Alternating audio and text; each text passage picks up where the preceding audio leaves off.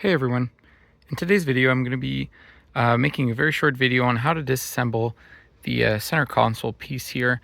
So my car has an issue where the tray table just won't stay put.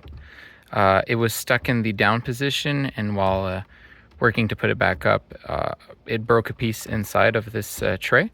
So I'll be showing you how to remove everything here on the center console, access the TV, and also access the bolts to remove this portion. So the first step is to take a plastic trim removal tool, and there are two clips, one on each side here of the vents. So you're going to want to pry these up on either side like this and like that. And once pried up, you'll have access behind the vent to the two top bolts here and there to remove the backing of this center console.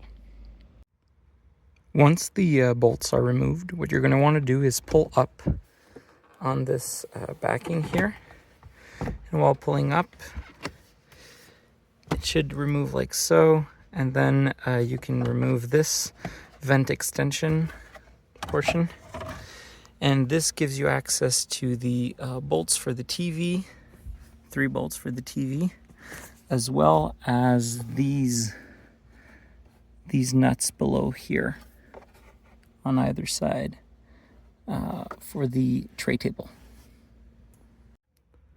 Now, once all 4 nuts and bolt, so the 5 holders are removed, you're going to want to undo these top clips here that are holding the wooden front plate for the TV, and then you'll be able to pinch these 2 plastic clips which are holding the tray in, and just slide the tray out from the front, or from the back actually.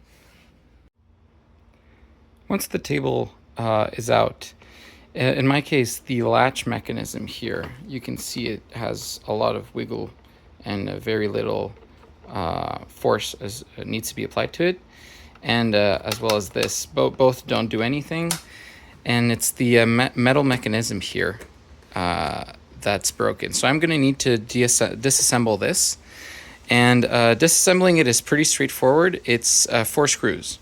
So you're going to want to undo the cover, the cover that's under the remote, and you have access to 2 holes here, and you can find screws at the bottom of each hole, and same goes for the 2 cup holders. So under each cup holder cover or bottom lining, there are a hole in each and a screw in each. These 4 screws coupled with these back screws here, so there's one here and another here, so 6 screws, and then the 2 bottom ones here under it, so there's a screw here and another there. So all of these 8 screws need to be removed, and then you can just pull up on the wooden trim, and it'll give me access to the metal mechanism. And I bought another one of these table trays from a Japanese auction site, and I'll be just replacing the metal part of this one with the other metal part, and reassembling it and reinstalling it. So it turns out it would be quite complex to remove this whole hinge system and install it on the other cover. So instead this is the new cover I got from the other tray table. I'll just be installing this one with the removed wood trim panel. And yeah, so for those wondering how this works, because you rarely have access to what's inside here, you can see that both latch mechanisms, both internal and external, are connected to this rod, which activates over here, and you can see the notch system here, and pulling hard on this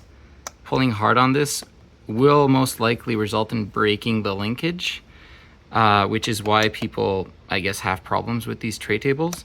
So to alleviate that, you actually need to put force on the tip here. So push down on the tip, and if it's bolted in, it'll result in pulling down on this portion, and then it's super easy. I don't have a free hand here to show, but it becomes super easy to pull on this lever here, and it frees up, and then the spring activates and this whole mechanism goes up, and that's how the table stays open, and once you pull the latch, it can fold back up.